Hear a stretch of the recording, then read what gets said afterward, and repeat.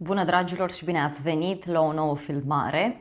De această dată te invit la două citiri de tarot, în cadrul cărora vreau să văd ce urmează în viața ta în următoarele 24 de ore din momentul în care vezi acest videoclip. Este important momentul în care tu ai intrat pe această citire. Și voi analiza viața personală, dragostea, prietenii, familia, viața ta, sufletul tău, iar apoi vedem cariera, banii, viața profesională și în final vreau să vedem surpriza pentru tine. Și avem numărul 1, piatra albastră, numărul 2, piatra roșie. O să te rog să alegi intuitiv și ne vedem la numărul sau la numerele alese de către tine. Și avem numărul 1. Bine ați revenit! Hai să vedem, dragii mei, ce mesaj are tarotul pentru voi. Să vedem, în primul rând, cum stați cu dragostea, cu prietenii, familia, cum stai cu sufletul tău, cu viața ta privată. Ce trebuie să știi în acest moment și ce urmează să se întâmple. Hai să vedem. Pisica se pare că vrea să rămână aici la tine, se pare că ești o persoană mai sensibilă în acest moment, mai emoțională din fire. Să vedem pe dragoste, bani, carieră și surpriza. Am mai folosit tipul acesta de citire, dar era într-o singură variantă de răspuns și acum am gândit să vă fac o surpriză. Poate chiar facem în fiecare zi câte o astfel de citire. Dacă vrei, lasă-mi acolo în comentarii, dă un like și o să știu că așa este. În primul rând văd 3 de cupe, 10 de cupe, puterea.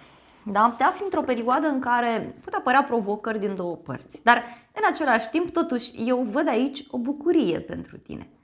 Petreci cu cineva, primești o veste bună din familie, de la muncă, te întâlnești cu niște prieteni, afli o veste care te bucură, o veste bună pentru sufletul tău, însă simt aici foarte puternic și o energie duală pentru cei mai mulți dintre voi. Bun, să vedem acum în plan personal și avem valetul de bâte. Multă energie de foc, multă spontaneitate, niște activități noi pe care le faci. Dar văd clar și o imaturitate în modul de a acționa. O imaturitate a unei persoane. Și avem un 6 de monede. Deci, uite, aici mi-apare clar că tu primești un cadou, primești niște bani de la cineva. Poate vrei să mergi la cumpărături sau primești niște vești bune de la o persoană dragăție. O apreciere. Ceva frumos se petrece aici pentru sufletul tău. Hai să vedem despre ce este vorba. Poate te invită un prieten undeva, primești o recompensă și să vedem ce este cu valetul de bâte. Și a ieșit regina de spade. Păi, valetul ăsta de bâte e ca și cum vrea să clarifice aici o situație cu tine. Unii puteți avea o conexiune cu o zodie de aer, Gemeni, Balanță, Vărsător. Văd o persoană totuși matură, asumată. Da? Cineva care vrea să clarifice o poveste, o situație. Și văd niște mesaje, apeluri telefonice pe care le primești, niște discuții pe care le ai, fie cu niște prieteni, fie aici îți planifici să rezolvi o situație, să rezolvi o problemă.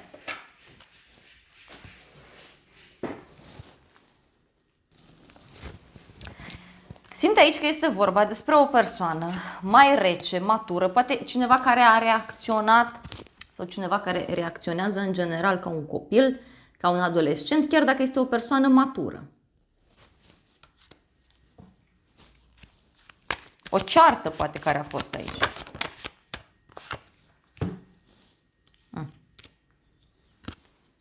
Și ce văd? Văd că cineva primește un refuz. Da? Văd un drum scurt pe care cineva îl face către tine. Sau poate tu faci un drum scurt undeva, mergi la cumpărături, te întâlnești cu un prieten. Ai o discuție cu un prieten, cu cineva din familie, cu persoana iubită, privind niște bani, privind un ajutor pe care poate îl aștepți. Este o persoană supărată aici, supărată care vine să te împace. și are legătură cu o nouă șansă pe care cineva o dorește de la tine. Poate o nouă persoană pe care o cunoști.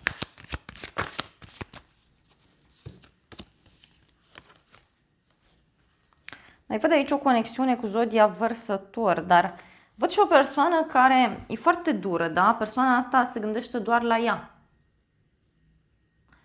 Este în același timp și o persoană sensibilă, da?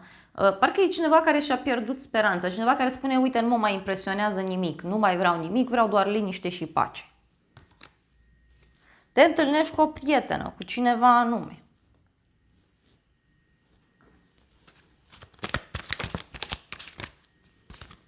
Uite, îmi apare o separare. Spune că a venit timpul să ne separăm, a venit timpul ca fiecare să meargă pe drumul său.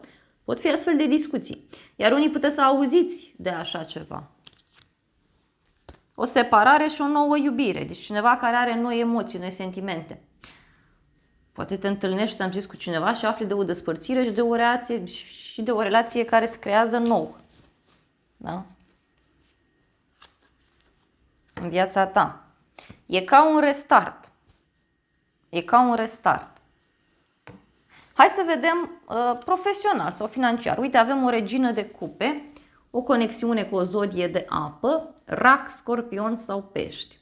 Deci aici pot apărea vești bune de la muncă, poate să apară o veste bună pentru sufletul tău, legată de bani, legată de viața ta. Și apoi avem un rege de spade, deci un cuplu văd aici. Mai văd o legătură cu o zodie de aer din nou, Gemeni, Balanță, Vărsător. O aprobare, poate aștepți un răspuns de la o instituție publică. Unii văd aici că aveți conexiune cu o haină de stat, cu o firmă importantă. Hotărăști ceva împreună cu un coleg, împreună cu șeful. Văd două persoane mature aici care se sfătuiesc, care vorbesc.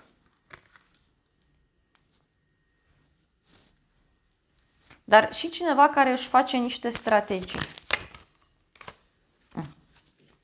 Este un succes care momentan este ascuns de tine și care va apărea. O conexiune văd cu zodia Leu. Un succes mare, ești o persoană vizibilă, ceilalți te aplaudă, te ajută. Poate aștepți un răspuns de la zona medicală pentru unii dintre voi, dar e ceva ce ție îți va oferi foarte multă bucurie, foarte multă satisfacție.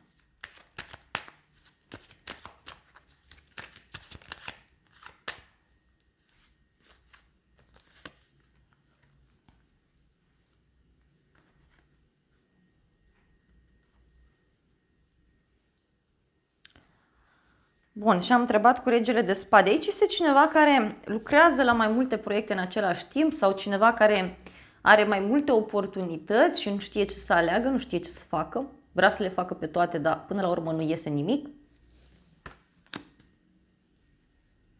Cineva care are de ales.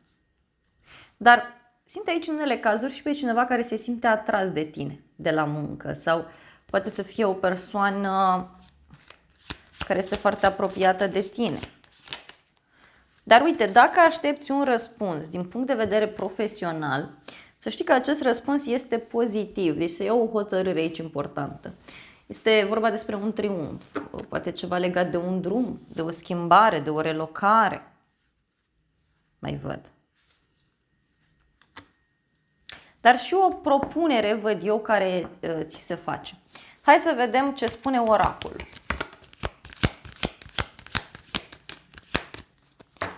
Oracolul spune că tu aici, uite, reușești să te eliberezi de ceva. Primești o veste pozitivă. Și văd o veste legată de o relocare, de o casă, de o instituție. E ca și cum vrei să te muți undeva, sau vrei să faci ceva anume.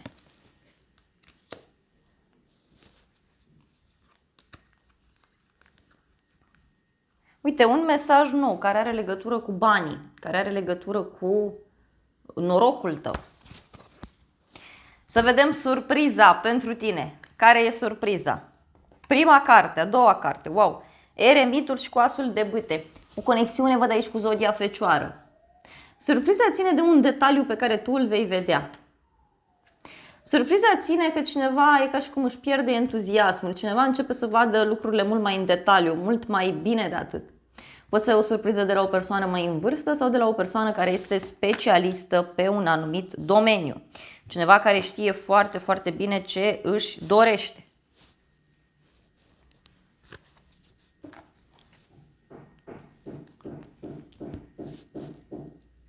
Ia să vedem despre ce este vorba. Cineva vine și e ca și cum spune, uite, îmi pare rău pentru ce am făcut. Uite, o întâlnire matură, o discuție și o veste bună pe care o primești. O invitație. O întâlnire în secret. Cineva care te invită într-un loc retras, într-un loc special. Dar simte aici energia unui nou început. Este o bucurie, o liniște pe care tu o ai după această veste care apare. După această veste. Și are legătură cu un rege de bâte, deci o persoană energică, plină de viață, poate este o persoană care îi place să trăiască viața din plin, care vine către tine cu niște gânduri serioase. Spune, uite, gata, lăsăm copilăriile, lăsăm lucrurile astea, hai să mergem pe o direcție pozitivă împreună.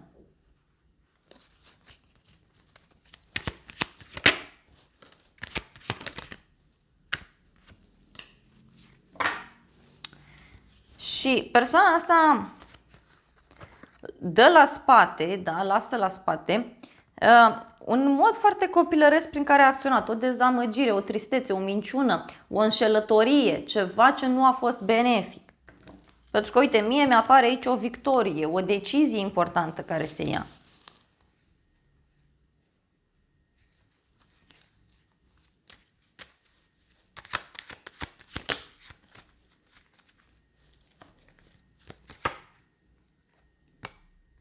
Este ceva ce stresează acest om și tu vei rămâne surprins de faptul, de cum se întoarce roata, cum se întorc lucrurile. Bun, dragii mei, hai să vedem acum și cu surpriza, să vedem mesaje suplimentare.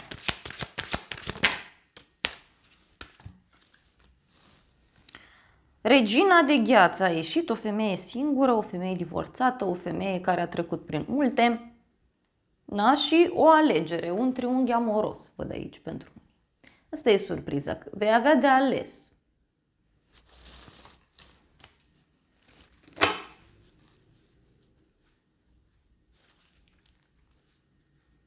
Este vorba de o relație karmică, toxică, dar și de o oportunitate nouă care apare pentru tine.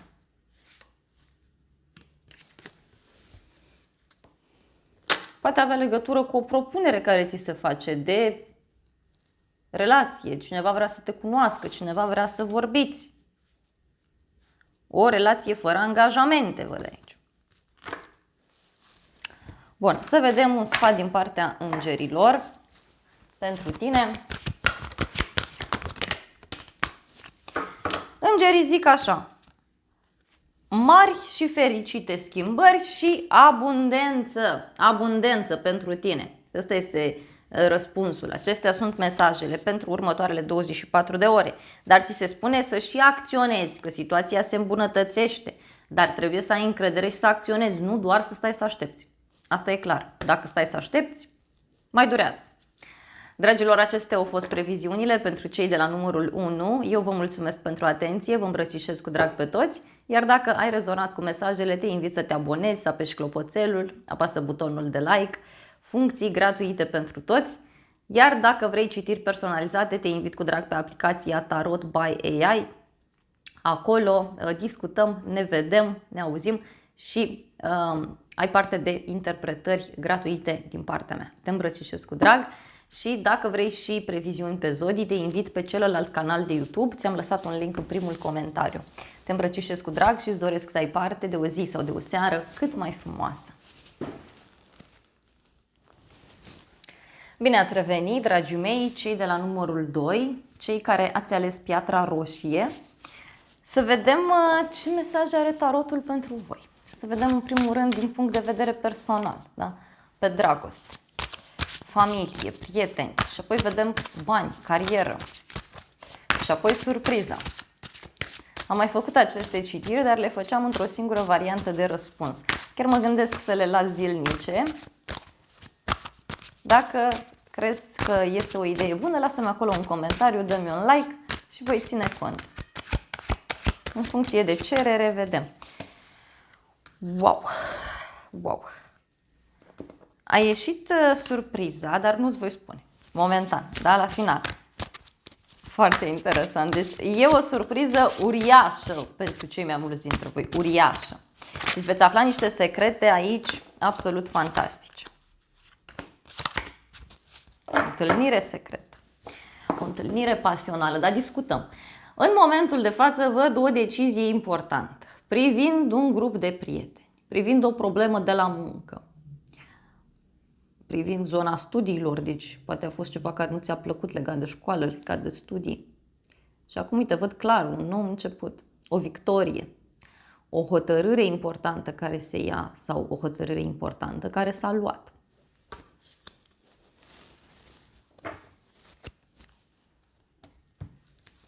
O victorie. Și avem 9 de spade, marele preot. Cineva îi se stresează foarte mult.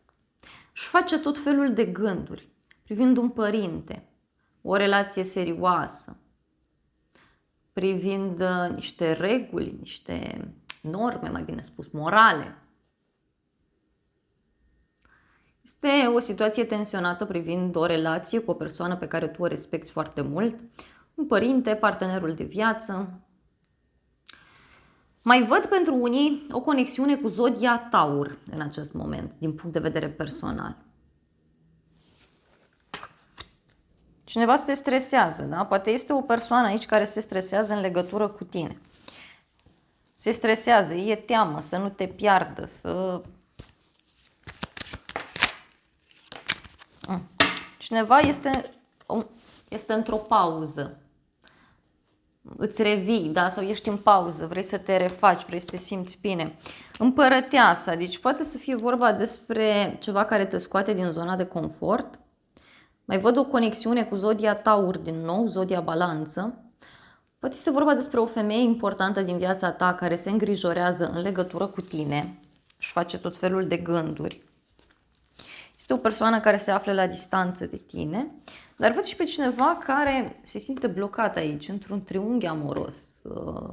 Poate să fie o prietenă, cineva din viața ta care se află într-un moment ciudat, se află într-un moment de schimbare și nu știe ce să facă în acest moment. Și să știi că îți va cere sfatul, te va contacta. Mai văd și energia unei persoane care se stresează să nu te piardă. Da? Wow! Marele preot, nebunul, cavalerul de bâte. Dragilor, aici e cineva care vă va surprinde foarte mult prin reacția sa. Cineva te invită în oraș, cineva încearcă să se apropie de tine mai mult decât este în momentul de față. Un mesaj pe care îl primești, un apel telefonic. Dar văd clar și o inițiativă pe care cineva o va avea în legătură cu tine, în legătură cu situația asta în care sunteți. Este cineva care, știi cum, vrea ceva stabil, vrea ceva serios și omul ăsta acționează așa, rapid, imediat. Da? Deci când te aștepți mai puțin. Este o persoană foarte sigură pe ea, știe foarte, foarte bine ce își dorește acest om.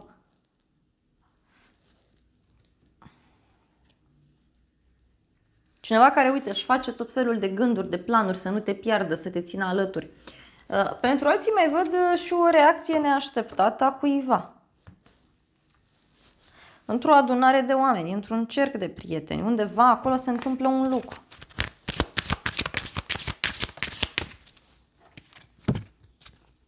Uite, îngerii zic așa, să fii atent la acele semne pe care Universul ți le oferă.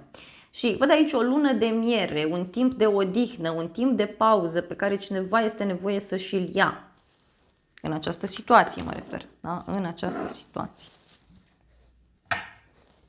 Asta spun îngerii. Poate cineva, așa cum am spus, te invită undeva anume. Să vedem în continuare.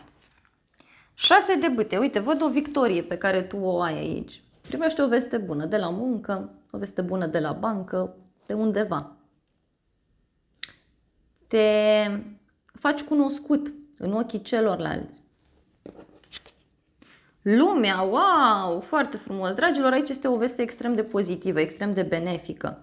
Lumea reprezintă un sfârșit de ciclu, reprezintă o veste bună care apare din străinătate, o veste bună care apare de la distanță.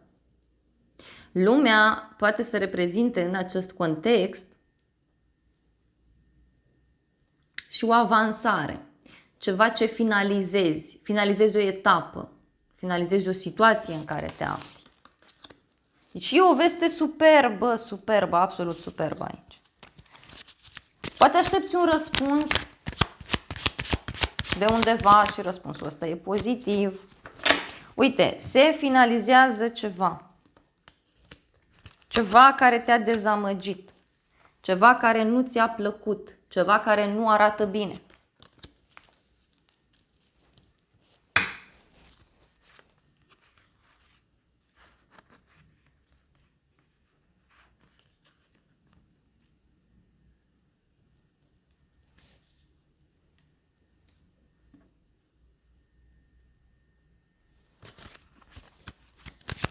Cineva îți spune un adevăr, mai văd aici. Bun. Hai să vedem. Lumea, regina de monede, 8 de monede, 6 de monede, valetul de bâte. Deci aici, uite, tu primești o veste pozitivă privind o sumă de bani. Da? Primești bani, dai bani, investești în ceva. Te simți apreciat, ești plătit pentru munca ta, ești răsplătit prin cuvinte, prin bani, prin cadouri. Poate să însemne aici și o conexiune pentru unii cu zodii de pământ. Taur, Fecioară, Capricorn. Deci bani din două părți. Un lucru, da, o activitate pe care ai făcut-o și acum este recompensat. Cu toate că te văd obosit, te văd temător. Hai să vedem ce spune oracolul pentru tine. Oracolul vorbește despre un bărbat. E un bărbat asumat, un bărbat care are un loc de muncă, un bărbat cu o funcție înaltă. Poate să fie vorba despre persoană care este deja la casa sa. Și văd o persoană puternică, o persoană care ți este alături, cineva care te susține, cineva care se mișcă încet și sigur. Și avem o relocare, da? O casă văd aici. Poate aștepți o veste de la o instituție publică, de undeva anume. Și mai văd pe cineva care e gelos, geloasă, dar și niște discuții pe care le vei avea privind niște bârfe, privind niște vorbe așa care au fost aruncate. Uite, și mai văd ceva legat de un bărbat mai în vârstă sau de o sumă mare de bani. O moștenire, ceva, o casă, deci sunt niște discuții aici. Surpriza, spuneam că eu am văzut-o, dar n-am vrut să-ți spun ca să nu stric surpriza, este mare preoteasă și cu îndrăgostiții. Un secret pe care îl afli, o întâlnire în secret, o decizie importantă care se ia. Da? Și văd o conexiune cu zodia Gemeni pentru unii dintre voi. Marea preoteasă, ce spune Marea preoteasă? 3 de spade, 4 de bâte. Surpriza este că văd aici o bucurie, dar și o dezamăgire în același timp. Cineva care, pe de o parte, este bucuros, pe de altă parte, este dezamăgit.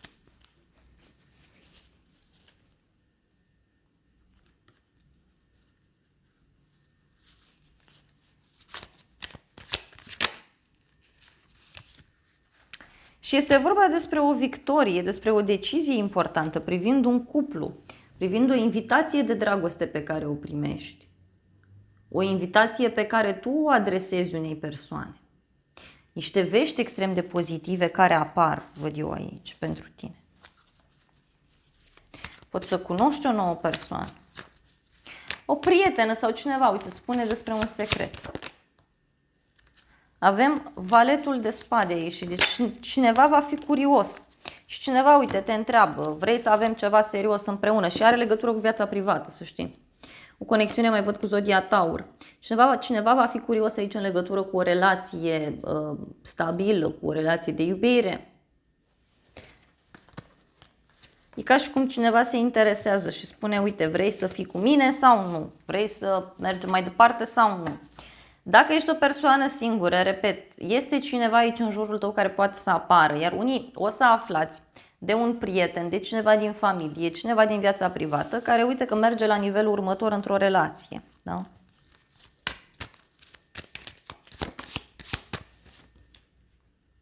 Regele de bâte poate avea legătură cu o persoană cu marcaj pe foc, leu, berbec, săgetător. Văd o persoană energică, plină de viață, cineva care își face strategii, care știe foarte, foarte bine ceea ce își dorește, știe foarte bine cum anume să acționeze, când să acționeze. Și uite, omul ăsta să știi că își face aici niște planuri de foarte mult timp, deci nu sunt de acum făcute. Hai să vedem, să clarificăm puțin surpriza. Foarte interesant, foarte, foarte interesant.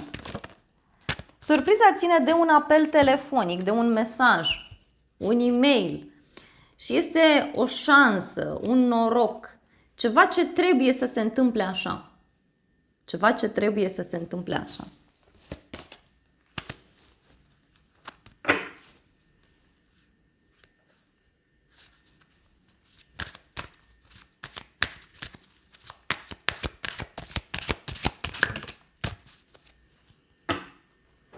Și uite, are legătură cu o situație în care simt eu că cineva și-a pierdut speranța.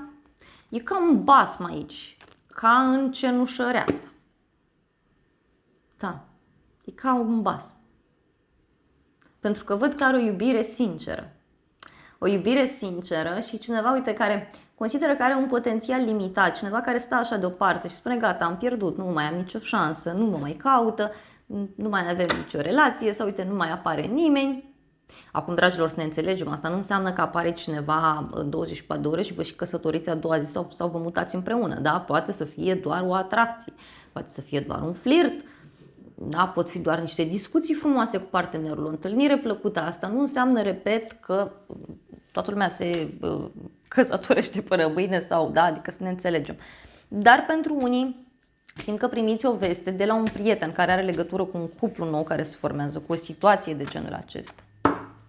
Și să vedem și pentru tine ce spun îngerii. Un mesaj. Wow, a ieșit deja mesajul fix pentru surpriză. Abundență, asta e surpriza. Abundență, pasiune, împlinire.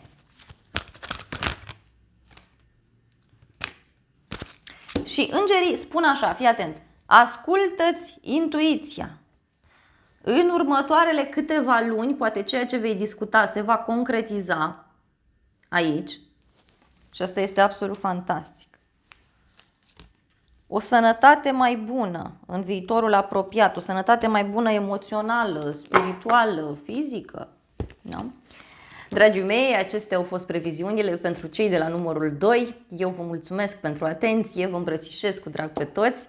Iar dacă ai rezonat cu mesajele, te invit cu drag să te abonezi, să apeși butonul de like, să apeși clopoțelul, lasă-mi un comentariu să-mi spui ce părere ai tu privind acest gen de citiri. Dacă vrei să le facem ca fiind citiri zilnice, în fiecare zi facem 2 citiri în 2 variante, dacă vrei, dacă nu, e ok, alegem alte subiecte.